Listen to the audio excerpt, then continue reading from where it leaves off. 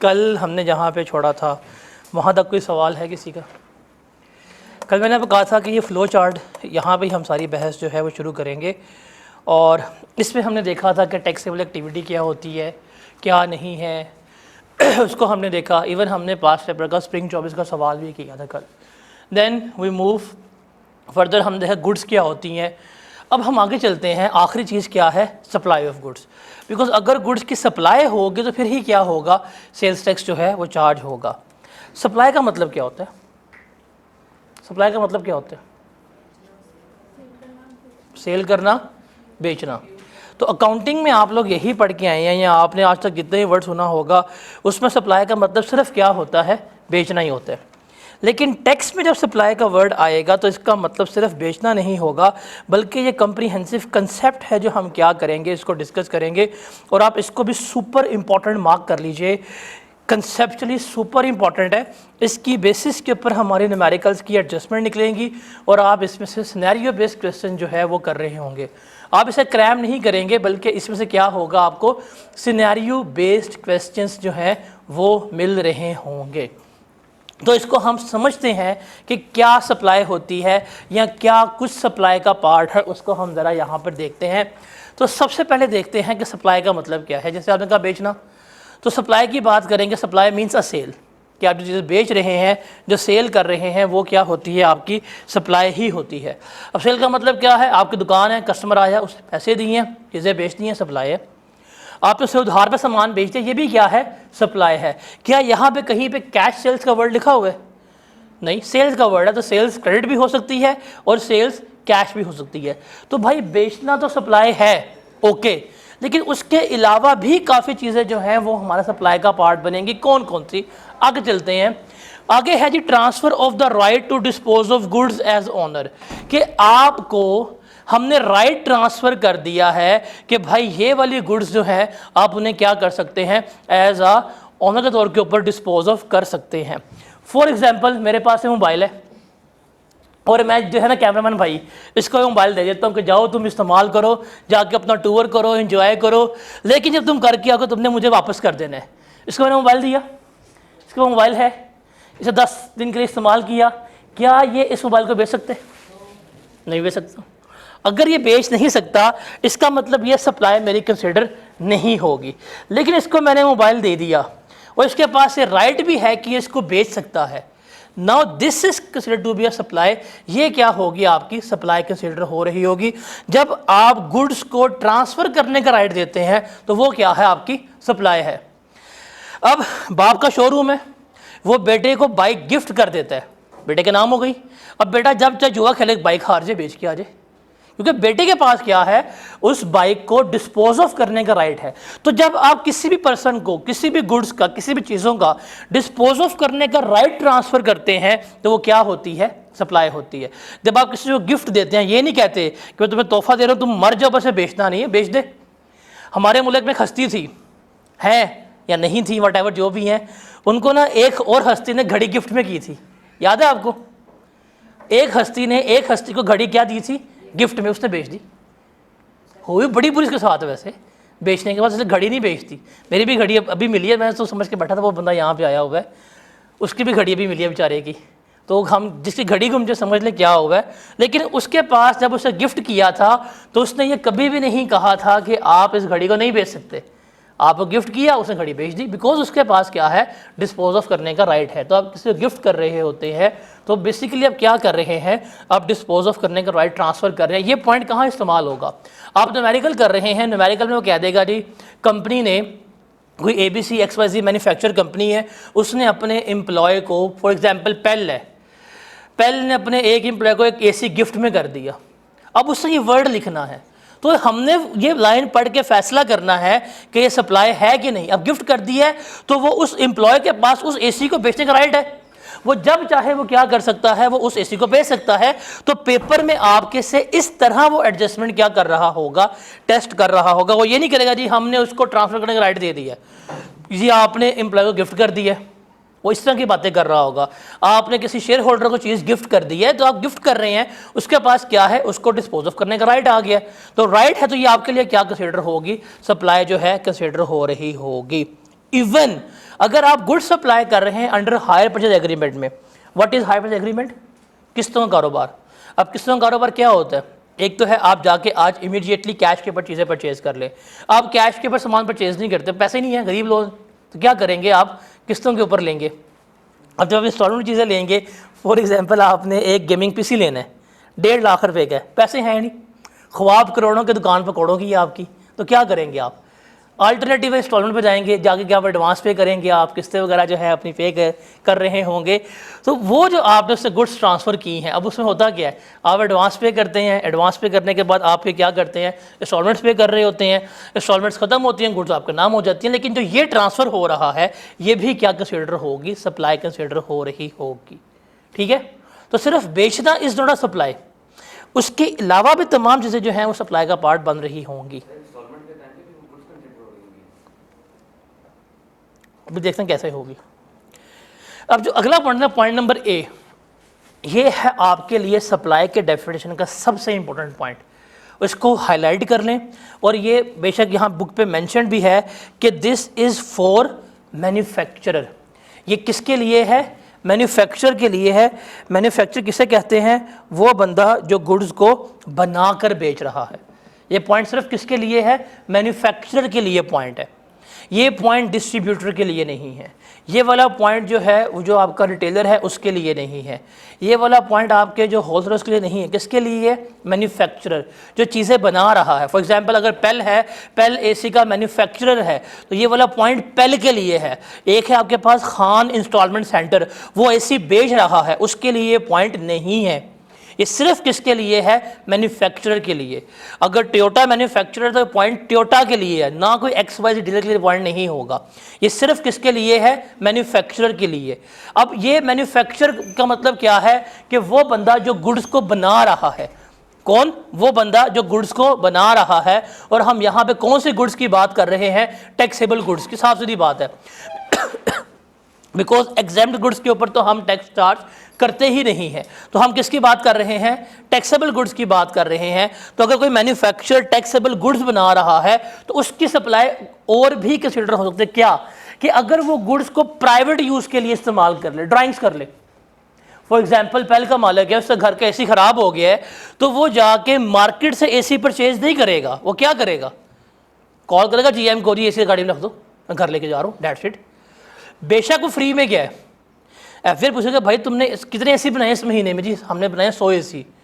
Invoice लेके आओ, कहाँ गए हैं 100 एसी?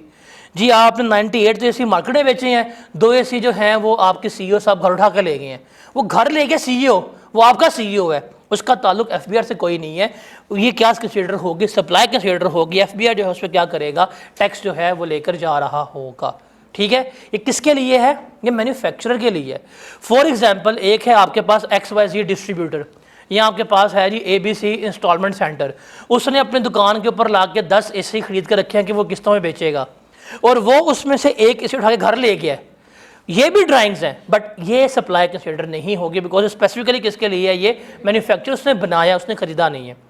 सेकेंड है कि अगर वो नॉन बिजनेस यूज़ के लिए इस्तेमाल कर लेता है। फॉर एग्जाम्पल आप चैरिटी कर देते हैं, ऑनर ने किसी जगह मस्जिद में एसी लगवा दिए, ये नॉन बिजनेस यूज़ है। आपने किसी एम्प्लॉय को फ्री में एसी दे दिया, आपने परफॉर्मेंस रिवॉर्ड के तौर पे फ्री में एसी दे दिया, ये सारे नॉन बिजनेस यूज़ हैं।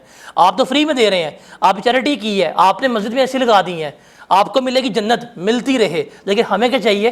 टैक्स चाहिए। हम इसको सप्लाई मानेंगे और क्या करेंगे? आपसे टैक्स लेके जाएंगे। या इवन आप बिजनेस यूज़ के लिए इस्तेमाल कर रहे हैं, भाई आपका दफ्तर है, आपकी फैक्ट्री है, वहाँ पे एसी ख़राब हो गया है, तो फैक्ट्री का एसी खराब होकर आप फैक्ट्री में ही एसी बना रहे हैं, आप जाके मार्केट से परचेज नहीं करेंगे। क्या करेंगे? उठाएंगे वेयर हाउस से, लगा देंगे। तो अगर आप बिजनेस यूज़ के लिए भी इस्तेमाल कर रहे हैं तो ये भी क्या होगी? आपकी सप्लाई ही कंसिडर होगी। फॉर एग्जांपल अगर सुजुकी का मैन्युफैक्चरर है, सुजुकी जो डब्बे वगैरह बना रहा है, अगर वो एक डब्बा बनाते हैं और जाके ईदी वालों को फ्री में दे जाते हैं कि चलाओ इसको एम्बुलेंस में, करो पिक एंड ड्रॉप लाशें, तो भाई उसने अगर आपको डब्बा फ्री में दे दिया है, चैरिटी की है, डेट इज सप्लाई। आप बेशक कमाएं जन्नत, लेकिन ये क्या कमाएंगे? आपसे टैक्स कमा रहे होंगे। इवन आप उसको खुद इस्तेमाल कर लेते हैं कि आपने डब्बा बनाया, खुद ही अपनी कंपनी में लगा लिया कि हम अपने क्या करेंगे? एम्प्लॉयज़ को पिक एंड ड्रॉप देंगे। ठीक है, ये भी क्या होगी? सप्लाई ही कंसिडर होगी। But this point is only for the manufacture. ये डिस्ट्रीब्यूटर्स, रिटेलर्स वगैरह के लिए नहीं है, ये किसके लिए है? मैन्युफैक्चर के लिए। नाउ जो इस वक्त लिखा है स्क्रीन के ऊपर ये पढ़ लें, और ये जो इसको वाइट डब्बा ये बुक पे भी बना हुआ है, इसको पढ़ लें। इसमें कोई कन्फ्यूजन है तो मुझे बताएं, फिर हम आगे मूव करते हैं, आगे हम पॉइंट डिस्कस करते हैं। और ये क्रैमिंग वाला सीन इसमें कुछ भी नहीं है, सिनेरियो बेस्ड चीज़ें सारी इसमें से आती हैं।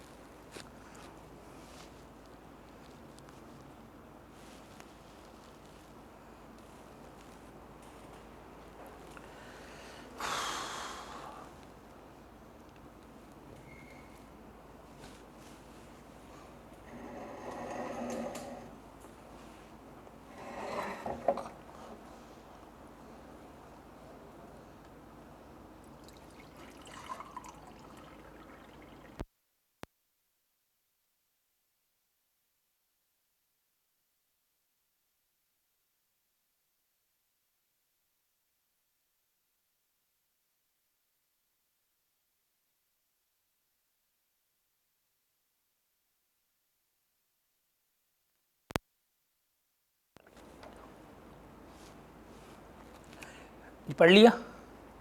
Any confusion? आगे चलते हैं।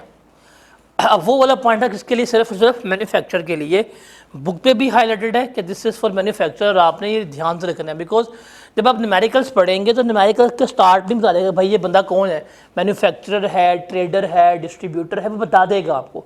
अगर उसने बताया कि मैन्युफैक्चरर है, जो उससे ड्राइंग्स की हुई है, चैरिटी की हुई है, वो सप्लाई ही उसकी बन रही होगी। अब उसमें क्या करेंगे, टैक्स जो है कैलकुलेट कर रहे होंगे। अब जो ये वाले पॉइंट्स हैं पेपर में नहीं आए हुए, अभी तक ये न्यूमेरिकल एडजस्टमेंट में नहीं आए, इसलिए ये सुपर इंपॉर्टेंट है आपका। आप 2009 से शुरू करें, पास्ट पेपर्स बुक में मौजूद होंगे आपके, QR कोड भी स्कैन कर सकते हैं। 2009 से लेकर 2025 तक के सारे पास्ट पेपर कर लें आप। फिर भी टैक्स में इतना मार्जिन, इतना वॉल्यूम है कि ICAP एग्जामिनर अगर 100 मार्क्स का पेपर सेट करेगा ना, तो वो उन प्रीवियस ईयर्स में से नहीं हो सकता। बहुत कुछ ऐसा है जो उसने आज तक नहीं पूछा हुआ। तो जो चीज़ उसने नहीं पूछी होती वो ज़्यादा इंपॉर्टेंट होती है आपके लिए हर अटैम्प्ट में। आप ये BCom BA नहीं कह रहे कि जी आपने 5 साल पेपर किए वही आगे पेपर पास हो गए। आप 100 सवाल करते हैं, वो 101 मार्क पूछते फेल हो जाते हैं आप लोग, ये रियलिटी है। तो आपने नंबर ऑफ़ क्वेश्चंस के ऊपर नहीं जाना। देखिए CA में आपको इफेक्टिवली काम करना पड़ेगा, और आपका इफेक्टिव काम होता है जब आप क्वान्टिटेटिवली काम नहीं करते, बल्कि क्या करते हैं, आप क्वालिटेटिवली काम करते हैं। थोड़े क्वेश्चंस लेकिन विद ऑल कंसेप्ट, ये बेहतर है एज कम्पेयर टू 100 सवाल कर लो और कंसेप्ट आपको इतने रिटेन ना रहे। तो ये चीज़ें पेपर में नहीं आई होती, ज़्यादा इंपॉर्टेंट होती हैं। अब ये दोनों पॉइंट्स जो है इस वक्त ये पेपर में डिस्कस नहीं हुए अभी तक, इसलिए इनकी टेस्टिंग जो है न्यूमेरिकली या इवन थ्योरेटिकली ज़्यादा इंपॉर्टेंट है। अब इसको देखते हैं। पहला कि ऑक्शन और disposal of goods to satisfy a debt owned by a person. बस सिंपल सी बात है, आप अगर बैंक के पास आज जाते हैं, आप बिज़नेस कर रहे हैं, आप बैंक से कर्जा लेते हैं, तो बैंक के आपको लोन दे देगा बैंक लोन। क्यों? आप उसके फूफी के पुत्र हैं जो आपको लोन देगा। भाई वो आपको लोन देगा लेकिन बदले में कोई सिक्योरिटी रखवाएगा, कोई गारंटी रखवाएगा।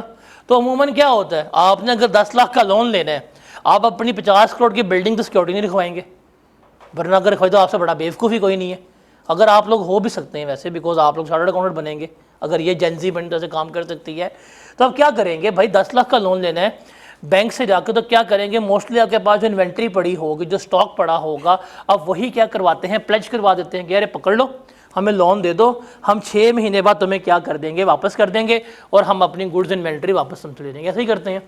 तो भाई आपने बैंक से लोन लिया, बैंक को आपने सिक्योरिटी रखवाई है, अगर आप 6 महीने में लोन वापस नहीं करते हैं, आप डिफ़ॉल्ट कर जाते हैं, मुकर जाते हैं, तो बैंक क्या करेगा? क्या करेगा? वो क्या, उसके पास जो आपने इन्वेंट्री रखवाई हुई है उसे बेचेगा जाके, वो उसे बेच देगा, अपने पैसे क्या कर लेगा? रिकवर कर लेगा। वो इन्वेंट्री किससे बेची है? थी किसकी? तो किसकी सप्लाई होगी? बैंक की कि उस बंदे की? उस बंदे की होगी। किसकी होगी? उस बंदे की होगी। भाई मैंने लोन लिया था, गुड्स मेरी थी, रखवाई किसके पास थी? बैंक के पास। बैंक को पता है मेरे पास 100 एसी पड़े फलाने बंदे के, उसने पैसे नहीं दिए, उसने एसी बेच दी है, तो भाई ये उसी के से बिकेंगे जिसके थे, उसी की क्या हो गई है? सप्लाई जो है कंसिडर हो रही होगी। Is that clear? For example आपने एफबीआर का टैक्स पे करना है और एफबीआर के काबू नहीं आ रहे, डिपार्टमेंट वाला आए, छापा मारा, इन्वेंट्री काबू में ली, बेच दी, टैक्स रिकवर कर लिया, तो आपका टैक्स चाहिए, डिपार्टमेंट का टैक्स ये नहीं होगा। उसके बाद है possession of taxable goods held immediately before a person ceases to be registered person. देखिए एक बंदा रजिस्टर्ड है, सेल्स टैक्स में काम कर रहा है, हर महीने अपने सेल्स टैक्स की रिटर्न जमा करवा रहा है, जो उसने आउटपुट टैक्स रिसीव किया वो लेता है, जो इनपुट टैक्स उसने पे किया एडजस्ट करता है, हर महीने पर सेल्स टैक्स पे कर रहा है। अब उसने फैसला कर लिया कि मैंने कारोबार नहीं करना, वो कारोबार बंद कर देता है या उसकी गुड्स एग्जाम्प्ट हो जाती हैं, वट एवर कुछ भी मसला है कि जरिए अब मैंने रजिस्टर्ड नहीं रहना, और वो क्या करता है जाके डी रजिस्ट्रेशन के लिए अप्लाई करता है कि ये मेरा सर्टिफिकेट नंबर है, ये मेरा रजिस्ट्रेशन नंबर है, काइंडली मुझे क्या कर दिया जाए? डी रजिस्टर कर दिया जाए।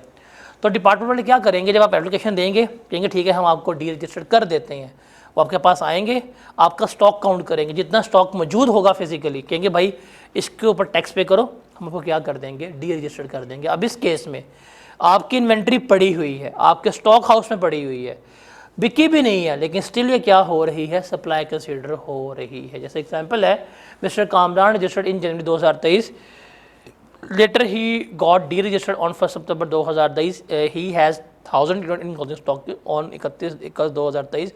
अब ये जो 1000 यूनिट्स हैं इसकी क्या कंसीडर होगी? सप्लाई कंसीडर होगी।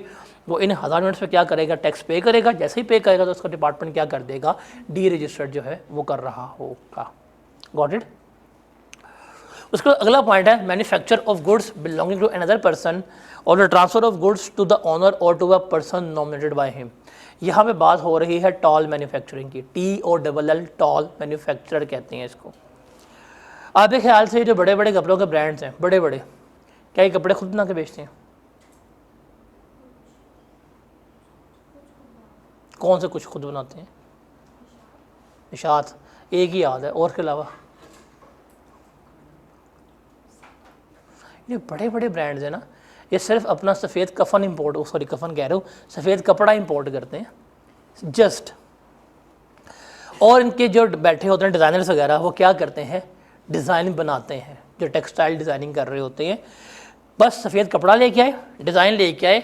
अब बहुत ज़्यादा कंपनीज़ हैं पाकिस्तान में जिनका काम ही टेक्सटाइल प्रिंटिंग एंड डिज़ाइनिंग है। जैसे ये आपके पास है कायद-ए-आज़म इंडस्ट्रियल स्टेट है, यहाँ पे कंपनी है सिलिको टेक्सटाइल डिज़ाइनिंग कंपनी है, उसके पास आपकी सोच के से भी बड़े बड़े वेंडर्स जिनका एक एक ड्रेस जो है 30-30 हज़ार रुपये का मेरे को मिल रहा होता है, वो उनसे काम करवाते हैं। वो क्या करते हैं? अपना कपड़ा भेजते हैं, सफ़ेद कपड़ा, अपना डिज़ाइन भेजते हैं, उसे कहते हैं भाई ये कपड़ा है, हमें क्या कर दो? प्रिंट करके भेज दो। अब जिसने प्रिंट किया है वो अपना नाम भी नहीं लिखता, कुछ भी नहीं लिखता, वो कपड़ा वही ब्रांड वाले बेचेंगे जिनका है, लेकिन वो क्या कर रहा है? उनसे कपड़ा लेता है, उन्हीं का डिज़ाइन लेता है, प्रिंट करता है और उनको वापस दे देता है, और उस प्रिंटिंग के पैसे चार्ज कर रहा होता है। ये जो काम करके दे रहा है ये भी क्या होती है? सप्लाई कंसिडर हो रही होती है। इवन ये जो ब्रांड्स होती हैं, अगर ये स्टिच कपड़े बेच रहे हैं तो इनके पास स्टिचिंग यूनिट ही नहीं होता, वो कहीं और से स्टिच करवा रहे होते हैं, मल्टीपल यूनिट्स होते हैं, वहाँ अपना कपड़ा भेजते हैं, साइज़ भेजते हैं, वो स्टिच करते हैं, उनको भेज देते हैं। तो वो जो स्टिच करके दे रहा है, जो उनसे पैसे चार्ज करेगा, वो भी क्या होगा? सप्लाई कंसिडर हो रही होगी। जैसे ये बुक्स हैं, ये बुक्स थोड़ी मैंने पब्लिश करनी होती हैं, या जो बंदा राइटर होता है वो थोड़ी बुक पब्लिश करता है, वो जाएगा जो भी आपके पब्लिशर है उससे रब्ता करेगा, भाई ये मेरी किताब है, ये पकड़ो यूएसपी में किताब, ये कागज़ है पकड़ो मुझे छाप दो। वो प्रिंट करने के लिए पैसे लेगा, जो प्रिंट का काम करके देगा उसे हम क्या कहेंगे? सप्लाई कंसिडर कर रहे होंगे। ठीक है, यहाँ पे हमारा ये कंप्लीट होता है। अब इसको ज़रा अच्छी तरह पढ़ लें, इसमें कोई कन्फ्यूजन कोई पॉइंट है तो पूछें, फिर हम आगे चलते हैं।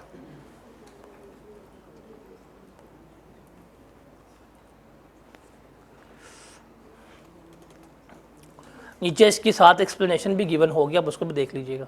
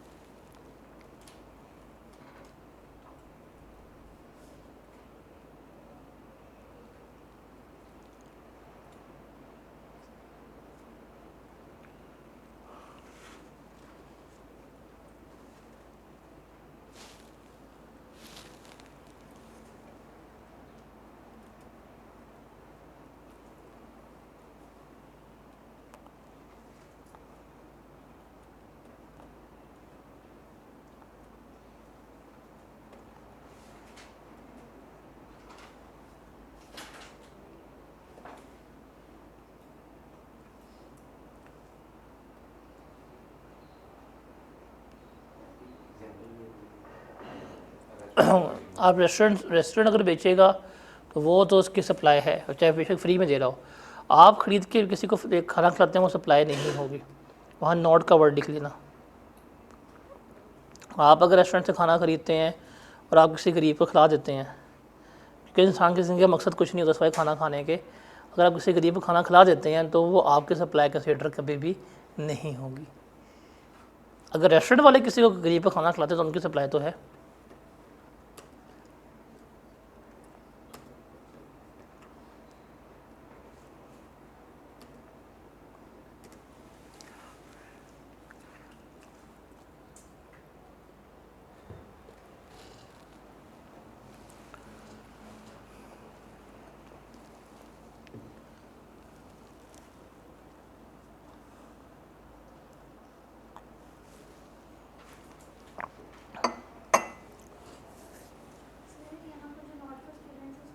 That is not for problem के लिए नहीं है।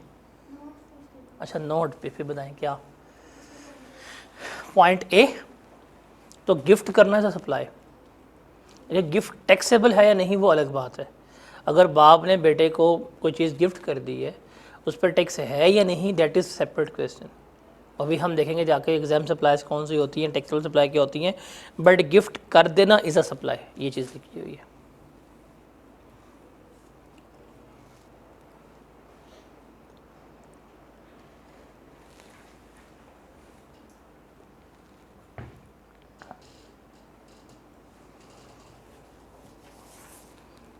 क्लियर है ये?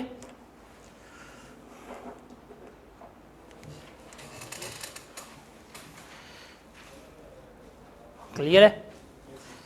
चलें जी आगे आप चलें ज़रा वैल्यू ऑफ सप्लाई को ओपन कर लें और उसको बहुत इम्पॉर्टेंट है।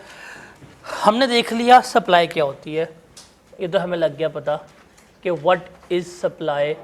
सिर्फ सेल करना सप्लाई नहीं है, बल्कि सेल करने के अलावा बहुत से फैक्टर्स जो हमने देखे हैं उनको भी हम क्या कहते हैं, सप्लाई कहते हैं। सर आप गुड्स बेची गई हैं, डैट इज़ ओके जी, हमने आपको गुड्स बेच दी हैं, हम आपसे टैक्स ले रहे हैं। टैक्स किसी वैल्यू के ऊपर ही कैलकुलेट होगा, बिकॉज जब हम कल का लेक्चर का डिस्कस करें उसमें हमने देखा था कि असूल क्या होगा कि जो भी मेरे पास वैल्यू होगी मैं उस वैल्यू से रेट को मल्टीप्लाई करूँगा तो मेरे पास क्या आएगी, सेल्स टैक्स की अमाउंट आ रही होगी। यही हमने डिस्कस किया था ना। जैसे फॉर एग्जांपल आप अगर 1000 रुपये की चीज़ बेचते हैं तो 1000 रुपये का आप लेंगे 18%, तो सेल्स टैक्स कितना आएगा, 180 रुपये आ रहा होगा। ठीक है, अब हमने देखना है कि बेसिकली ये वैल्यू कैसे डिटर्मिन होगी and what is value of supply, कि वैल्यू ऑफ सप्लाई क्या होती है, किस तरह से हम उसको डिटर्मिन करेंगे, इस चीज़ को हमने क्या करना है यहाँ पर देखना है। What is value of supply, किस तरह से कैलकुलेट होगी, और ये इतना इम्पॉर्टेंट है। आपके न्यूमेरिकल्स का बेंचमार्क यहाँ से निकलता है, आपके न्यूमेरिकल्स में उसने आपको एडजस्टमेंट देनी है, आपने फैसला करना है कि वैल्यू किस तरह से निकालनी है। आपके इंडिपेंडेंट सिनेरियो बेस्ड क्वेश्चन इसमें से आते हैं। तो सबसे पहले अगर हम बात करें वैल्यू ऑफ सप्लाई की डेफिनेशन की, कि वैल्यू सप्लाई का मतलब क्या है, तो भाई बड़ी सिंपल सी बात है, that is some of consideration, कि आपको जो कंसिडरेशन मिल रही है, और अमूमन हम ये पैसों की बात कर रहे हैं। किसकी बात कर रहे हैं, ये हम पैसे की बात कर रहे हैं, जो आपको रिसीव्ड होगी, रिसीव्ड बाय अ पर्सन, कि जो बंदा गुड्स बेच रहा है उसको जो ये कंसिडरेशन मिल रही है, inclusive of all federal and provincial taxes and duties, कि इसमें तमाम किस्म के टैक्सेस, ड्यूटीज़, फेडरल, प्रोविंशियल, सारा कुछ शामिल है except sales tax. Sales tax के अलावा, बिकॉज इसमें इसके ऊपर हम क्या करते हैं, सेल टैक्स लगाते हैं। फॉर एग्जांपल अगर आप ये चीज़ 1000 रुपये की बेच रहे हैं तो ये 1000 रुपया है जो आपको मिलेगा। इस 1000 रुपये में हर किस्म का फेडरल टैक्स, हर किस्म का प्रोविंशियल टैक्स, हर किस्म की ड्यूटी, कमीशन, सब कुछ शामिल होगा। सिर्फ इसमें एक चीज़ शामिल नहीं है, वो क्या है, सेल्स टैक्स। बिकॉज इसके ऊपर हम रेट मल्टीप्लाई करेंगे तो मेरे पास क्या आएगा, सेल्स टैक्स जो है आ रहा होगा। Is that clear? इसको नोट कर लें, बेशक बुलेट्स में नोट कर लें ताकि आपको याद रहो। अगर पेपर में कभी भी डिफाइन आता है ना, डिफाइन वैल्यू ऑफ सप्लाई, तो सिर्फ आपने ये लिखना है कि ये है हमारी वैल्यू सप्लाई। बिकॉज जो आगे जितनी कहानी शुरू होगी वो हमारे वैल्यू ऑफ सप्लाई की सिनेरियो से कहानी शुरू होगी।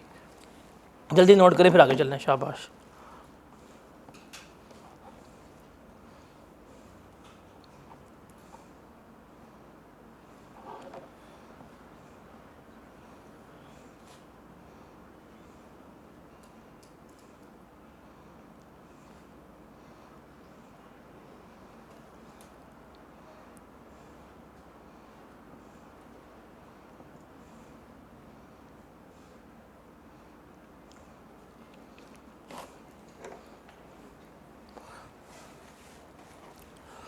अब ये तो हमें लग गया पता।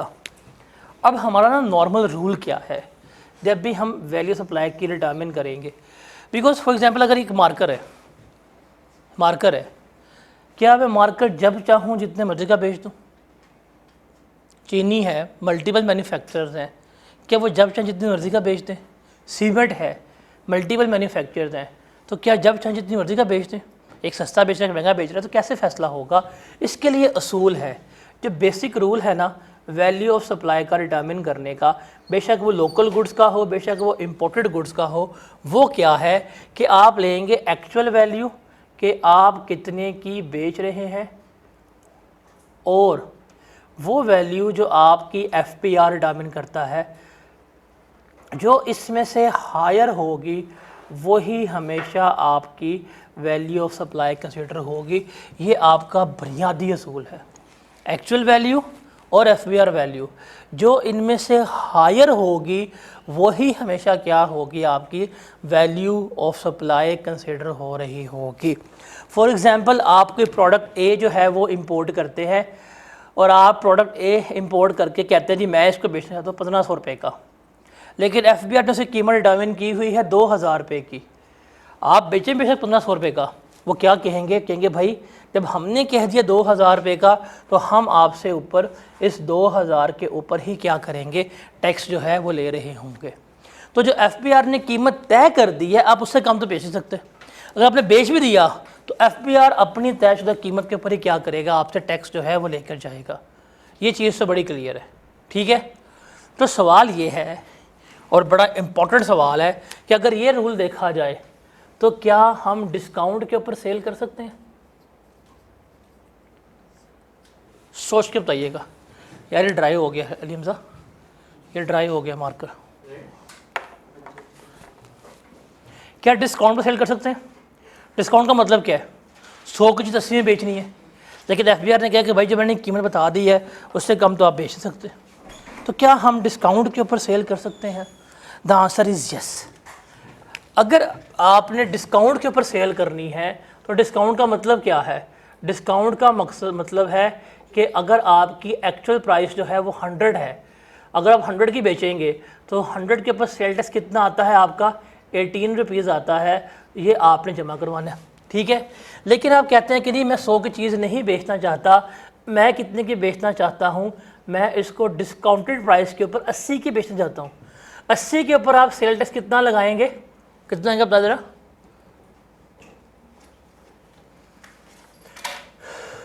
15 कि 16? 14.4। क्या आप देखें, अगर आप 100 की बेचेंगे तो आप कितने गवर्नमेंट को देंगे पैसे? 18 रुपीज़। आप 80 की बेचेंगे तो कितने देंगे गवर्नमेंट को पैसे? 14 रुपीज़ आएंगे। तो गवर्नमेंट को क्या पैसे कम जा रहे हैं, ज़्यादा जा रहे हैं? कम जा रहे हैं। तो क्या हम इस तरह की सेल कर सकते हैं? क्योंकि हमने रूल क्या पढ़ा है, एक्चुअल वैल्यू या FPR वैल्यू जो हायर होगी वही है। तो क्या मैं डिस्काउंट पर सेल कर सकता हूँ? The answer is yes. आप डिस्काउंट के ऊपर इस तरह की सेल कर सकते हैं जब दो कंडीशंस जो हैं आपकी फुलफिल हो। दो कंडीशंस हैं, वो दो कंडीशंस क्या होनी चाहिए? आपकी फुलफिल होनी चाहिए, दोनों एक साथ। कौन कौन सी कंडीशन? सबसे पहले कि डिस्काउंटेड प्राइस जो है मेंशन्ड ऑन इनवॉइस, कि जो आपकी रसीद आपने इशू की है उसके ऊपर डिस्काउंटेड प्राइस जो है वो क्या होनी चाहिए, डिस्काउंट की वैल्यू जो है वो क्या होनी चाहिए, मेंशन होनी चाहिए। नंबर 2 कि जो आपका डिस्काउंट है that must be according to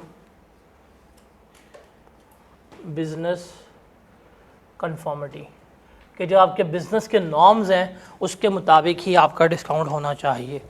अगर ये दोनों कंडीशन फुलफ़िल हो रही हैं तो भाई आपको डिस्काउंट के ऊपर सेल अलाउ होगी। अगर कोई एक भी कंडीशन फुलफ़िल नहीं हुई तो आपका डिस्काउंट जो है वो क्या हो जाएगा, डिसअलाउ हो जाएगा। अब क्या मतलब है भाई, ये आपकी इनवॉइस है, ये आपने इनवॉइस जो है दी, यहाँ पे लिखा हुआ है कि आपके पास जो भी आपने प्रोडक्ट बेचा है उसकी यहाँ पे लिख दी वैल्यू कितनी है, 10,000 है लिखा होगा। फिर यहाँ पे आपने लिखा है कि डिस्काउंट कितना दे रहे हैं आप, 10%, तो आप यहाँ पे कितना मेंशन करेंगे, 1000 रुपया। तो ये आपके पास आ जाएगी आफ्टर डिस्काउंट वैल्यू कितनी बनती है, दैट इज़ 9,000। इसके ऊपर आप फिर क्या करेंगे, सेल्स टैक्स चार्ज करेंगे। कितना आता है, 1620। आप ये ऐड करेंगे 1620 और इसको इनवाइस मिलेगी 10,620 की। तो पहली कंडीशन कि ये प्राइस क्या होनी चाहिए, मेंशन होनी चाहिए। दूसरी कंडीशन का मतलब क्या है कि भाई अगर आप 10% डिस्काउंट दे रहे हो तो ये सबको 10% डिस्काउंट दे रहे हो, ये आएगा इसको भी इतना डिस्काउंट मिलेगा, ये आएगा इसको भी इतना डिस्काउंट मिलेगा, आप आएंगे आपको भी इतना डिस्काउंट मिलेगा। ये नहीं कि इसको 10 इसको 2 आपको डिस्काउंट नहीं दिया, ऐसे नहीं होना चाहिए। तो डिस्काउंट है सबके लिए है, एक जितना ही है, और डिस्काउंट क्या है आपका, मेंशन्ड है। अगर ये दोनों कंडीशन फुलफिल हो गई तो डिस्काउंटेड सेल्स अलाउ हैं, अदरवाइज कोई भी एक लैप्स हो गई तो डिस्काउंटेड सेल्स नहीं हो सकती। फॉर एग्जांपल आप डिस्काउंट कितना दे रहे हैं, 10% सबको। आपके पास एक कस्टमर आया, उसने सामान लिया आपसे 20,000 रुपये का और आपने इसको डिस्काउंट दे दिया कितना, 20% का। तो आपने इसको डिस्काउंट दिया कितने का, 4,000 का, ये बन गया आपका 16,000। आप इसके ऊपर सेल टैक्स लगाएंगे, कितना आएगा 16 पे, कितना 2880, ये बनेगा आपका 18,880। आपने तो कर दिया, लेकिन जैसे ही आप ये करके एफपीआर को सबमिट करेंगे कि भाई क्या कर रहे हो आप लोग, डिस्काउंट पे सेल्स करते हैं, ठीक है हमने क्या करते हैं, डिस्काउंट मेंशन है, ठीक है करते हैं, लेकिन आपका डिस्काउंट कितना नॉर्मल 10%, इसको आपने कितना दे दिया है 20, तो आपने इसको इजाफी डिस्काउंट कितना दिया है 2,000 रुपये का। वो क्या करेगा भाई, ये 2,000 इसको ऐड बैक करो, वो आपको ये 2,000 रुपया जो है वो क्या करवाएगा, ऐड बैक करवा देगा, कहेगा भाई हमारे मुताबिक तुम्हारी सेल्स जो है 20,000 की हुई है, तुम्हारा डिस्काउंट कितना बनता है 2,000 बनता है, तुम्हारी सप्लाई है 18,000, इस पर टैक्स कितना आएगा बताएं ज़रा, 32, ये तुम्हारा टैक्स बनता है। आपने कितना पे किया था 2880, बनता कितना है 3240, तो कितना डिफरेंस है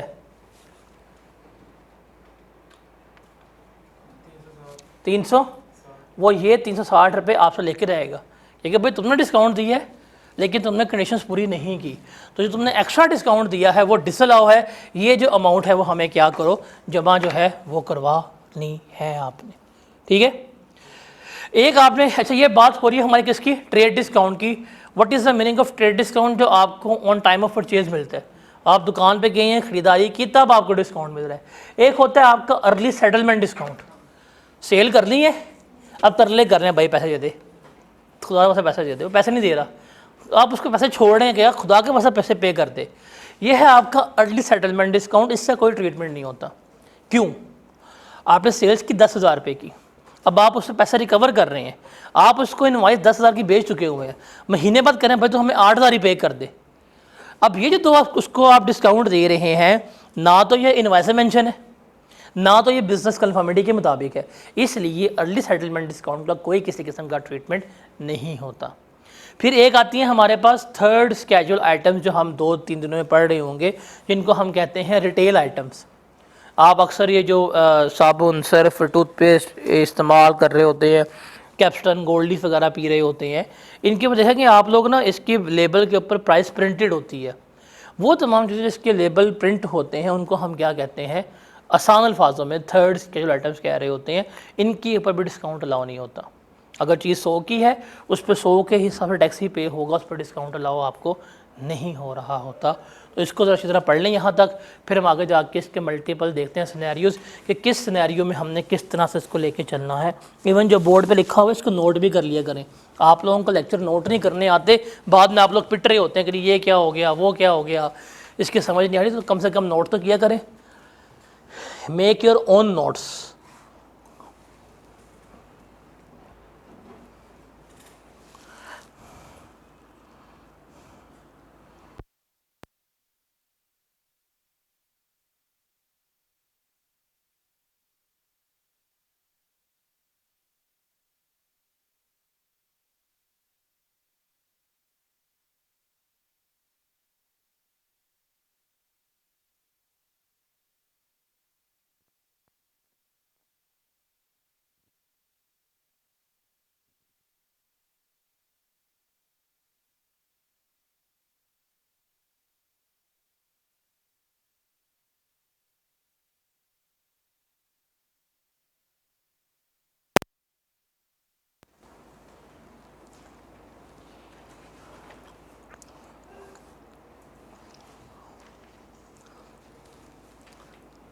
कल मैं भी सेम शर्ट पहन के आऊँगा।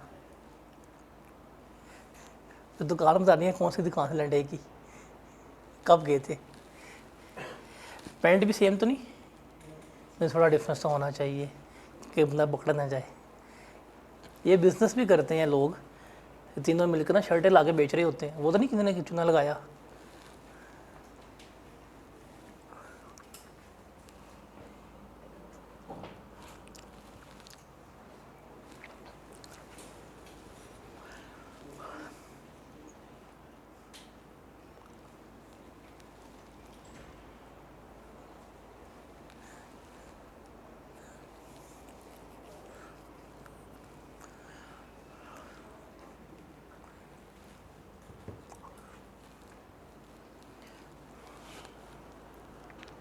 क्लियर है ये। अब इसके बाद है हमारे पास आगे सिनेरियोज़। ये सिनेरियोज़ अगर हमें गिवन होंगे तो इस तरह से हम उसकी सप्लाई जो है कैलकुलेट करेंगे। पहला है नॉर्मल केस, वो यही है जो हमने वैल्यू सप्लाई की डेफिनेशन लिखी है, वही हमारा क्या है, नॉर्मल केस है कि जो भी आपको कंसिडरेशन मिलेगी जिसमें तमाम टैक्सेस ड्यूटीज सब कुछ शामिल होगा एक्सेप्ट सेल्स टैक्स, वो हमारी क्या होती है, वैल्यू सप्लाई जो है कंसिडर होती है। ये नॉर्मल केस है।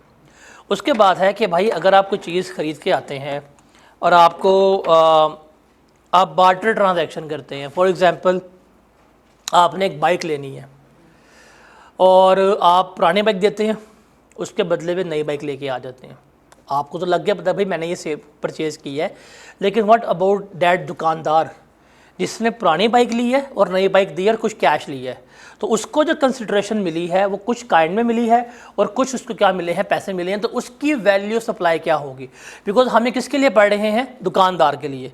अब दुकानदार ने एक आपसे क्या ली है, पुरानी बाइक ली है, और एक उसने क्या लिया, आपसे कैश लिया है। तो अब वो वैल्यू क्या डिटर्मिन करेगा, तो इस केस में जो आप एसेट ले रहे होते हैं ना उसको इरेलीवेंट करेंगे। जो उस वक्त जो ट्रांजैक्शन हुई है, जो चीज़ आपने दी है, जो उसकी ओपन मार्केट प्राइस होती है, वही क्या होती है, आपकी वैल्यू सप्लाई होती है। फॉर एग्जांपल बाइक जो है वो 2 लाख रुपए की आज उसकी ओपन मार्केट प्राइस है।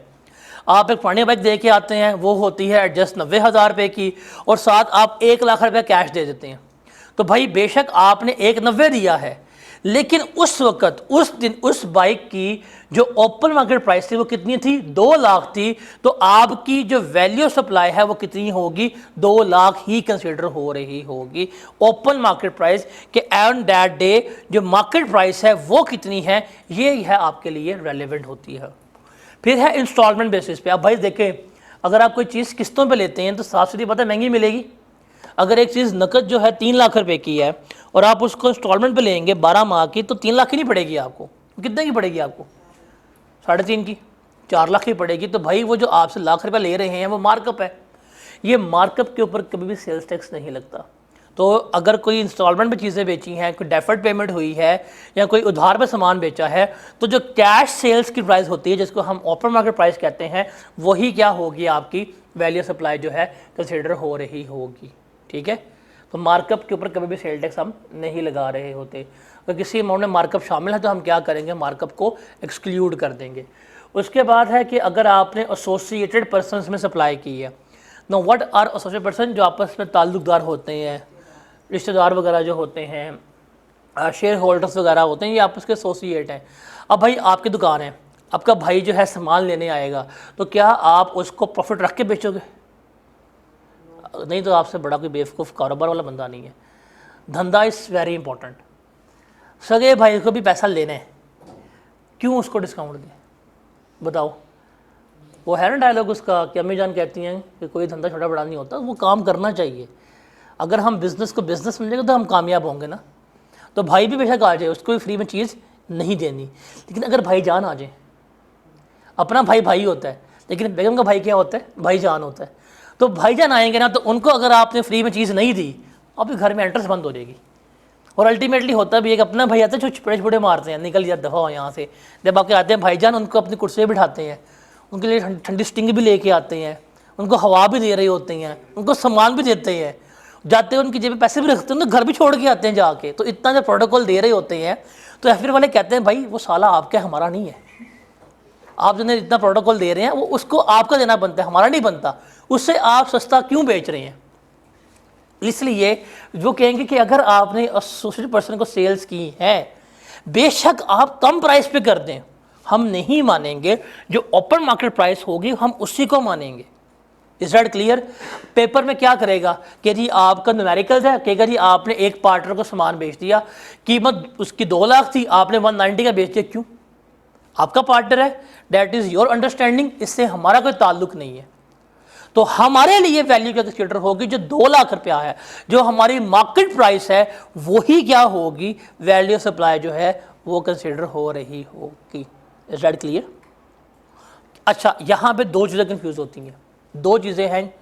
एक तो है कि भाई हम एसोसिएटेड पर्सन जो है उनको हम कम कीमत पे नहीं बेच सकते, ऐसे ही है ना।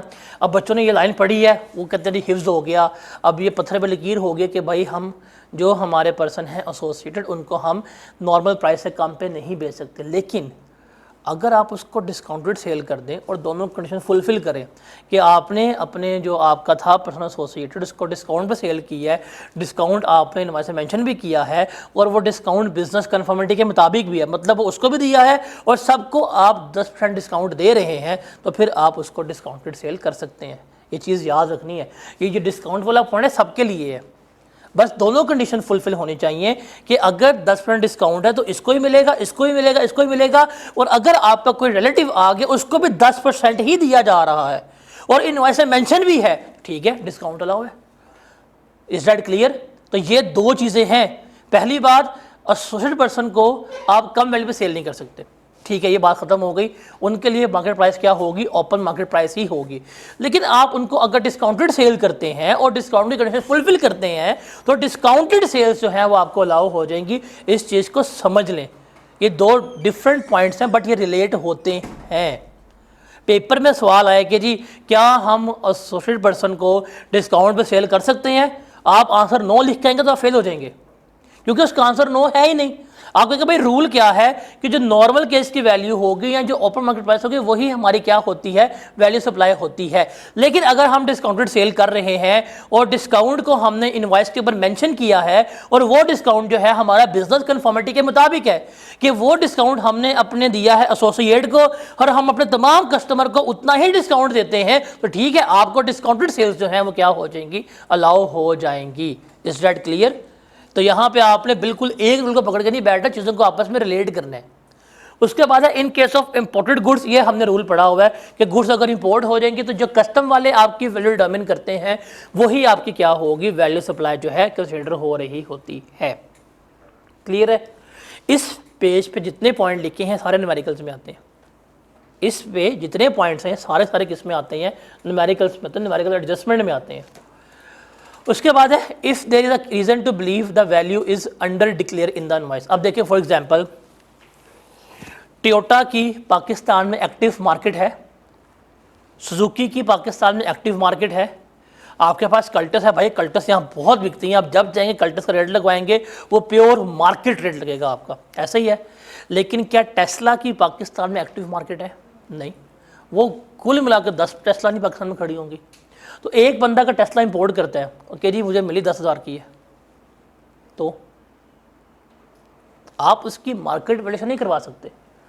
फिर अगर आपको कोई शक हो कि यह चीज़ आपने इंपोर्ट की है और आपने उसकी अंडर वैल्यूएशन की है, होती है, लोग करते हैं, आपने कोई मशीन इंपोर्ट की है जिसका अल्टरनेटिव पाकिस्तान में है ही नहीं, उस तरह की कोई मशीन पाकिस्तान में नहीं है, और आप उसको कोई भी एक्स वाई जी वैल्यू कोड कर दें और डिपार्टमेंट को शक हो जाए कि आप अंडर वैल्यूएशन कर रहे हैं, तो क्या करेंगे, वो डिपार्टमेंट की कमेटी उठाएंगे, वैल्यूएशन कमेटी, जिसमें डिपार्टमेंट के बंदे होंगे, जो आपकी चैम्बर ऑफ कॉमर्स के बंदे होंगे, वो जो प्रोडक्ट की वैल्यू डिटर्मिन करेंगे, वही क्या होगी, आपकी वैल्यू सप्लाई जो है कंसिडर हो रही होगी।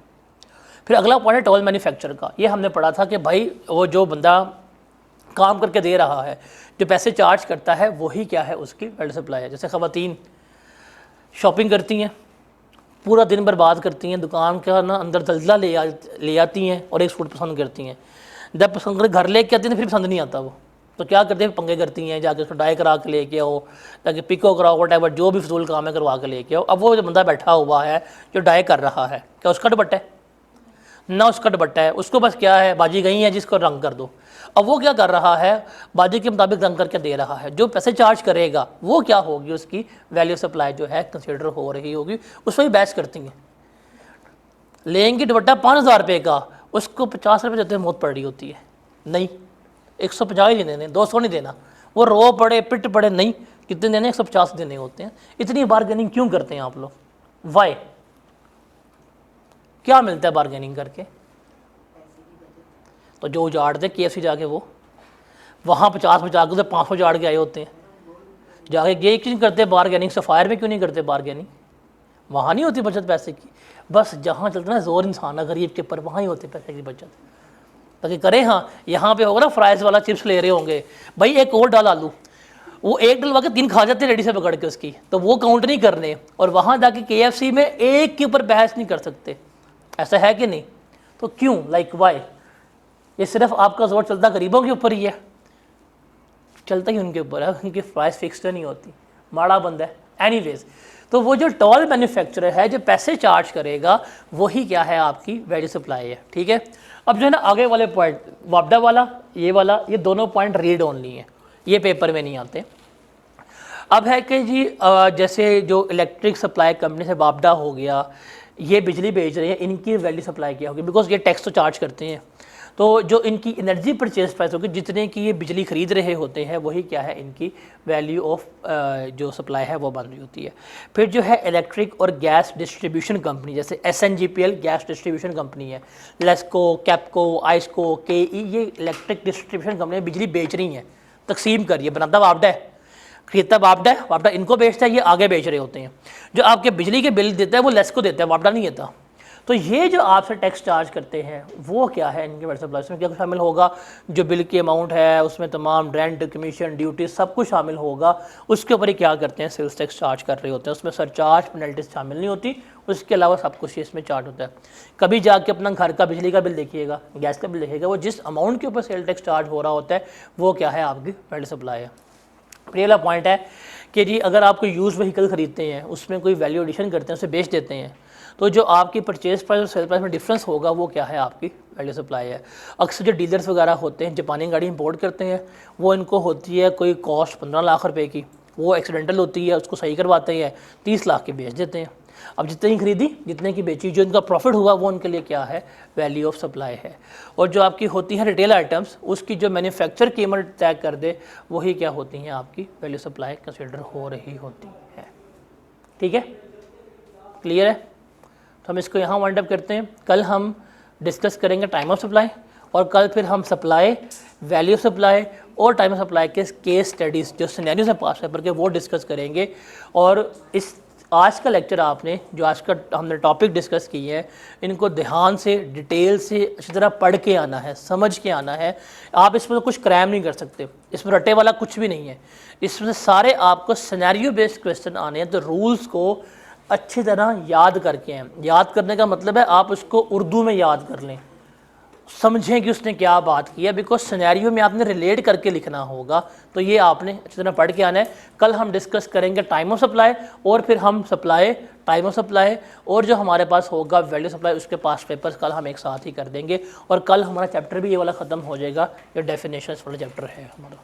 ठीक है, कल मिलते हैं इंशाल्लाह।